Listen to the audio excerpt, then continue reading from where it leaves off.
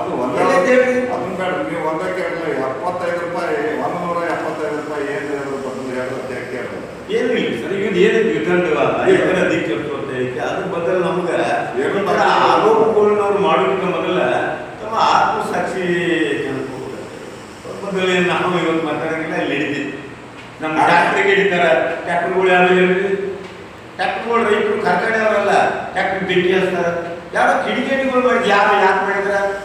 ಕಾರ್ಖಾನೆ ಮೊದಲು ಚಾಲು ಮಾಡೋದಕ್ಕಿಂತ ಮೊದಲ ಒಂದು ಸೌಹಾರ್ದಯುತವಾಗಿ ನೀವೆಲ್ಲೋ ಕಾರ್ಖಾನೆ ಪೂಜೆ ಮಾಡುವಾಗ ಜನ ಕರೆದಿರ್ತೀರಲ್ಲ, ಆ ಕ್ಯಾರಿಯರ್ ಪೂಜೆ ಮಾಡೋದೆಲ್ಲ ಫೋಟೋ ಹಾಕೋದೆಲ್ಲ ಪೇಪರ್ ಕೊಡ್ತೀರಿ. ಇದು ಅವಾಗ ಅದಕ್ಕೆ ಬಿಫೋರ್ ಆಗಿ ನೀವು ಯಾರು ಡಿ ಸಿ ಮಧ್ಯವರ್ತಿ ಕನ್ನಡ ಕೂತಿರ್ತಾರ ಅವರು ಡಿ ಸಿ ಅವರು ರೈತರ ಮುಖಂಡನ ಕರೀರಿ, ರೈತರನ್ನ ಕರೆದು ಎಲ್ಲ ಮಾತುಕತೆ ಮಾಡ್ಕೊಂಡು ಎಷ್ಟಪ್ಪ ನಾವು ಇಸ್ಕೊಡ್ತೀವಿ ಎಲ್ಲಿ ಮಾತಾಡಂಗಿಲ್ಲ.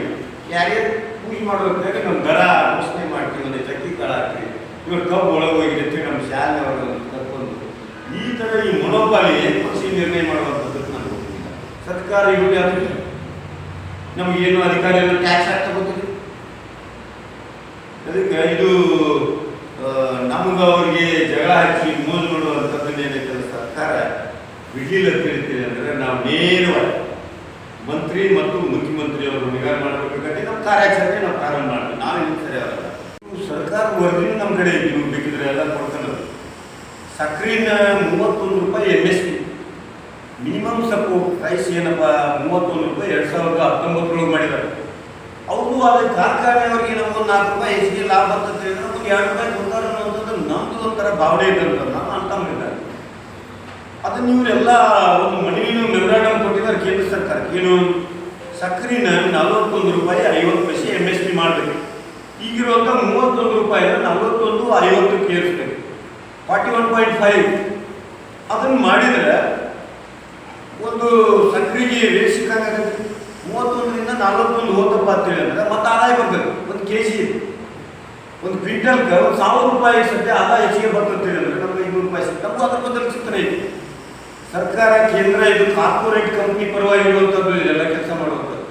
ನೋಡ್ರಿ 31 ರೂಪಾಯಿ ಸಕ್ಕರೆ ಏನು ಮಾರಾಟ ಮಾಡ್ತಾರಲ್ಲ ಮ್ಯಾಕ್ಸಿಮಮ್ 80% ದೇಶದೊಳಗೆ ಏನು ಒಟ್ಟು ಉತ್ಪಾದನೆ ಒಳಗೆ 80% ಸಕ್ಕರೆನ ಕೋಕೋ, ಪೆಪ್ಸಿ, ಥಮ್ಸಪ್, ಹೋಟೆಲ್ಸು, ಆಮೇಲೆ ಬೆವರೇಜ್ ಇವೆಲ್ಲ ಬಿಸ್ಕಿಟು, ಬೇಕ್ರಿ ಇವರೆಲ್ಲರೂ ಕಮರ್ಷಿಯಲ್ ಯೂಸ್ ಮಾಡ್ತಾರೆ.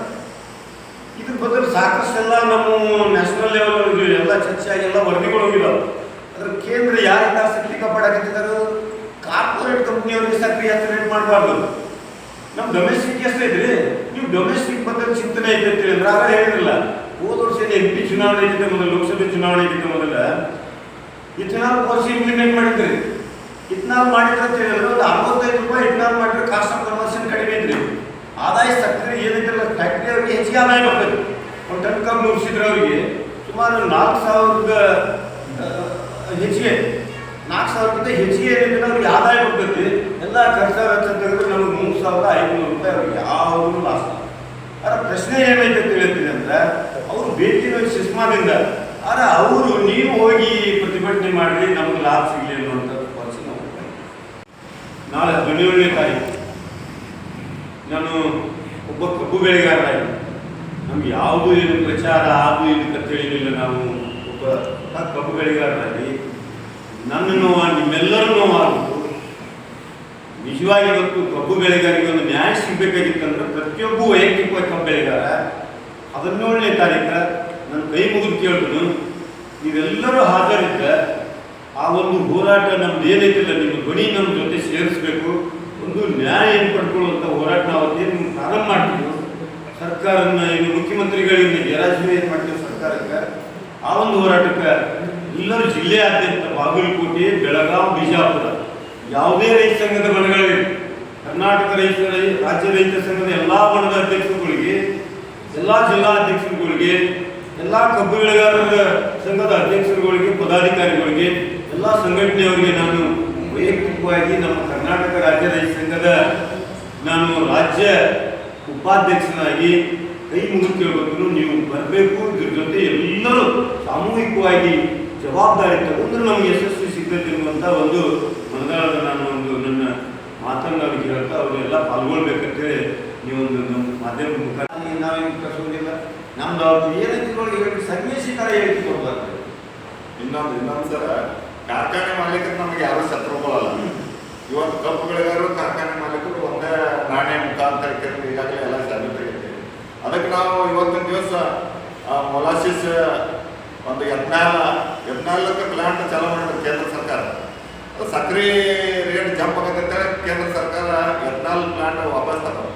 ಇವತ್ತು ನಾವು ಕೇಳ್ತೇವೆ ಕೇಂದ್ರ ಸರ್ಕಾರಕ್ಕೆ ಒತ್ತಾಯ ಮಾಡತ್ತೇವೆ ನಾವು, ಈ ಸಕ್ರೆ ಉಪಯೋಗ ಮಾಡುವಂಥವ್ರು ಈ ಸಾರ್ವಜನಿಕರ ಹೆಸರಿನ ಮೇಲೆ ಬೇರೆ ಬೇರೆ ಕಾರ್ಖಾನೆ ಮಾಲೀಕರು ಯಾರು ಬಿಸ್ಕಿಟ್ ಫ್ಯಾಕ್ಟ್ರಿ ಅವರು, ಕೊಕೋ ಕೋಲಾದವರು, ಪೆಪ್ಸಿ ಅವರು ಅವರೆಲ್ಲರೂ ಇದೇ ರೇಟ್ದಾಗ ಹೊಂದಕ್ಕೆ ಬೇರೆ ರೇಟ್ ಅವರು ಮಾಡ್ಕೊಳಕ್ತಾರೆ. ಅದಕ್ಕೆ ನಾವು ಕೇಂದ್ರ ಸರ್ಕಾರಕ್ಕೆ ಈ ಸಕ್ರೆ ಕಾರ್ಖಾನೆ ಮಾಲೀಕರು ನಮಗೆ ಸಪೋರ್ಟ್ ಮಾಡಕ್ಕೆ ನಮ್ಮ ಹೋರಾಟಕ್ಕೆ ಕೇಂದ್ರ ಸರ್ಕಾರ ಕೆಲವೊಂದು ಇದಕ್ಕೆ ಸಕ್ರೆ ಕಮರ್ಷಿಯಲ್ದಾಗ ಮಾಡ್ಕೊಳ್ಳುವಂಥದ್ದು ನಮ್ಮ ಹೋರಾಟ ಚಿಂತನೆ ಆಯ್ತು.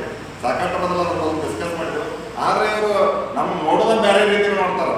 ಕಬ್ಬು ಬೆಳೆಗಾರನೊಂದು ಬೇರೆ ದೃಷ್ಟಿಯಲ್ಲಿ ನೋಡೋದಂದ್ರೆ ನಾವು ಅದಕ್ಕೆ ಕೈ ಹಾಕಿಲ್ಲ. ಈಗ ಸಕ್ರೆ ಕಾರ್ಖಾನೆ ಮಾಲೀಕರು ನಮಗೆ ಸಪೋರ್ಟ್ ಮಾಡಿದ್ರೆ ಕೇಂದ್ರ ಸರ್ಕಾರಕ್ಕೆ ಒತ್ತಾಯ ಮಾಡಕ್ಕೆ